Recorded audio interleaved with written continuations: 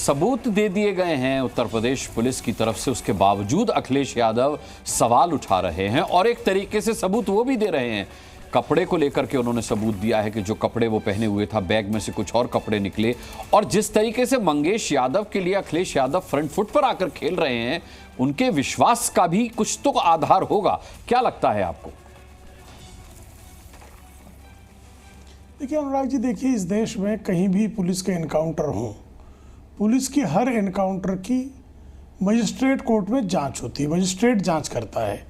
हर encounter जो है national human rights commission को रिपोर्ट की जाती है। और अगर किसी भी एनकाउंटर में कहीं से भी फेक एनकाउंटर होगा तो मजिस्ट्रेट कोर्ट की इंक्वायरी में फेक एनकाउंटर करने वाले अधिकारियों, पुलिसकर्मियों के खिलाफ कार्रवाई सुनिश्चित होती है। आज तक योगी आदित्यनाथ जी के कार्यकाल में जितने भी एनकाउंटर हुए हैं, आरोप तमाम लगे हैं, लेकिन एक भी एनकाउंटर फर्जी सिद्ध नहीं हुआ। आपको ध्यान होगा विकास दुबे का एनकाउंटर हुआ, बहुत हंगामा मचाया गया और हंगामा खड़ा करने के बाद जस्टिस BS चौहान जो सुप्रीम कोर्ट के सेवानिवृत्त न्यायाधीश थे, उनकी अध्यक्षता में जांच समिति गठित हुई और उस जांच समिति ने पाया कि उस एनकाउंटर में कुछ भी फेक नहीं था। अब उसके बावजूद भी अगर कोई इस तरह की आपत्तियां करे, जैसे अखिलेश जी के पास मान लीजिए प्रमाण है कोई, तो अखिलेश जी का दायित्व क्या बनता है? मुख्यमंत्री पे जैसे पद पर रहे वो सारे सबूत जो है वो जो मजिस्ट्रेट जांच करेगा उसके पास सबमिट कर दें। वो दूध का दूध, पानी का पानी हो जाएगा। उनको पुलिस व्यवस्था पर विश्वास नहीं, समझ में आता है। न्याय व्यवस्था पर भी विश्वास नहीं है क्या? क्यों नहीं विश्वास? क्या कारण है उसका? तो आप सारी व्यवस्था पर अविश्वास प्रकट कर देंगे तो आप भारत की संवैधानिक व्यवस्था को छोड़कर कोई कुछ भी आरोप लगाए। और आपको बता दें कि तमाम प्रदेशों में एनकाउंटर पर आरोप लगते रहे हैं। महाराष्ट्र में तो कांग्रेस की विलासराव देशमुख सरकार के समय फेक एनकाउंटर के मामले सुप्रीम कोर्ट में सिद्ध हुए हैं। मैं यहां वहां नहीं कह रहा हूं, सुप्रीम कोर्ट ने। और मार्कंडे काटजू जो है सुप्रीम कोर्ट में जज हुआ करते थे, उन्होंने उस समय विलासराव देशमुख की सरकार के कार्यकाल में फेक एनकाउंटर में शामिल पुलिस अधिकारियों के खिलाफ कहा कि इनको मृत्यु दंड देना चाहिए। तो विलासराव देशमुख को उसके लिए दोषी कहा जाएगा कि पुलिस अधिकारियों को दोषी कहा जाएगा? यह भी एक सवाल खड़ा होता है।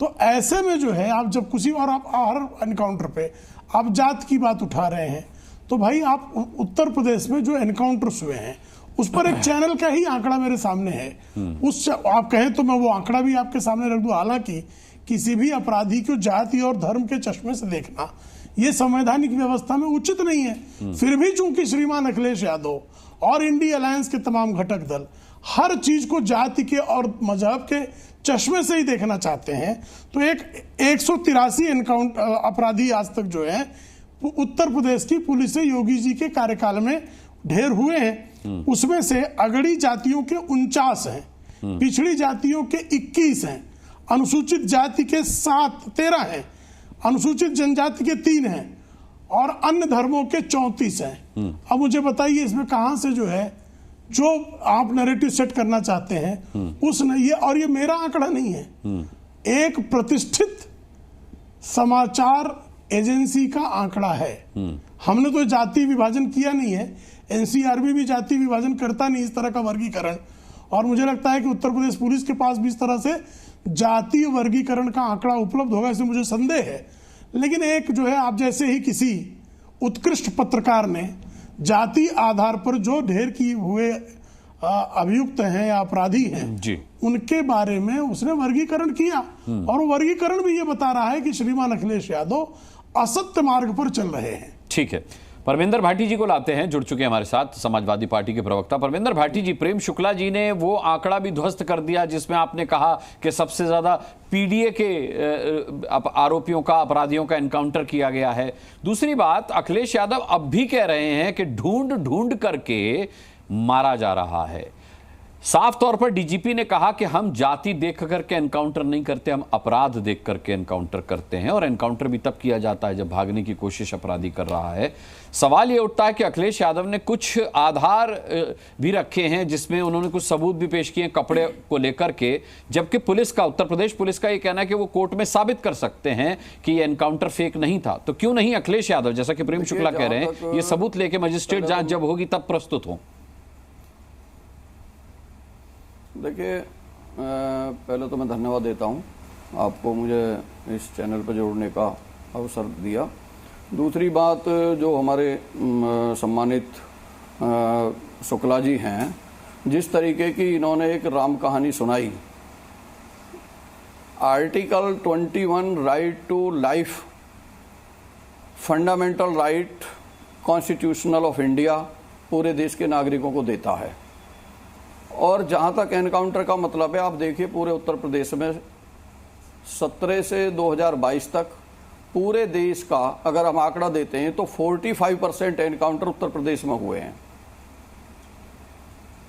आप बिकरू कांड की बात कर रहे थे, अपराधी था, मारा गया, लेकिन तरीका पूरे देश को पता है कि किस तरीके से उसकी हत्या की गई।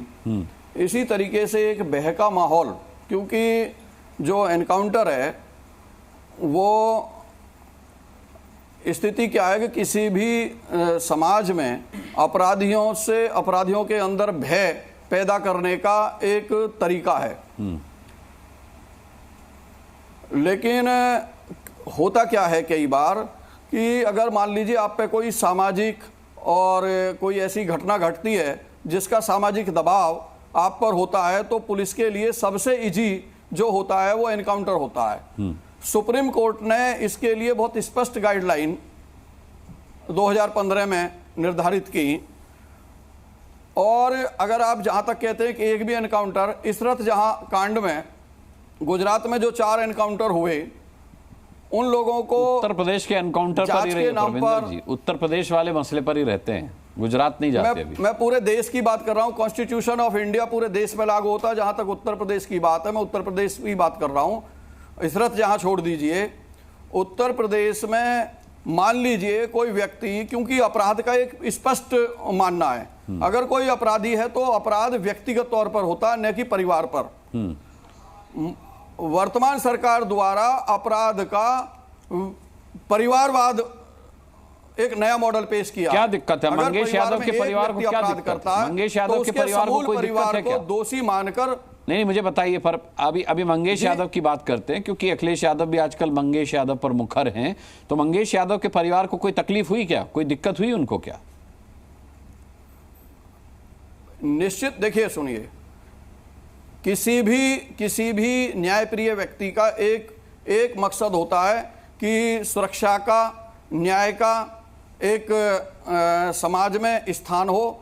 लेकिन उस न्याय और सुरक्षा के नाम पर, जाति और धर्म के नाम पर विभेदीकरण करके एक व्यक्ति विशेष, अरे भाई, इस लूट के आरोपियों में 3 और यादव भी थे। परमिंदर भाटी जी, आपने भी लिस्ट देखी होगी, आपने भी अपराधियों की लिस्ट देखी होगी, इसमें 3 और यादव थे। वो क्यों छोड़ दिए गए?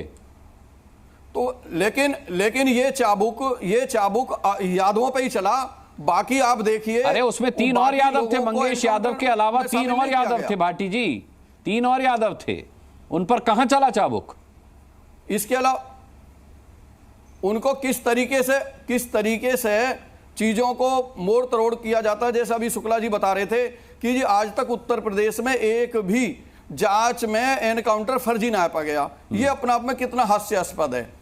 दूसरी चीज, क्योंकि जो जांच का विषय है, अगर जो कार्यरत जस्टिस होते हैं, अगर वहां से कराया जाए, क्योंकि ये जो रिटायरमेंट के बाद, चाहे आप चौहान साहब का नाम लीजिए, जब से वो रिटायर हुए हैं तब तक किसी न किसी आयोग के वो मेंबर और चेयरमैन रहे हैं। निश्चित तौर पर सरकार द्वारा जब एक प्रसाद पर्यंत आपको सुविधाएं दी जाती हैं, तो आप सरकार से बाहर निर्णय देने में अपने आप को सम्मानते हैं। मैं AK जैन साहब को ले आता हूं डिबेट में, मैं AK जैन साहब को ले आता हूं। परमिंदर भाटी जी, आपकी सारी शंकाओं का समाधान वो कर देंगे। AK जैन फॉर्मर DGP हैं। अभी आपको जो मौजूदा DGP है उनकी बात पर तो यकीन नहीं हो रहा, पर उत्तर प्रदेश के जो मेरा मानना तो ये है, किसी भी जस्टिस को रिटायरमेंट होने के बाद किसी भी आयोग में या कोई भी सरकारी पद या सुविधाओं से वंचित रख दिया जाए, ताकि वो अपनी सेवा के दौरान जो जस्टिस दे उसके विपरीत जाके सरकार का नुमाइंदगी ना करे।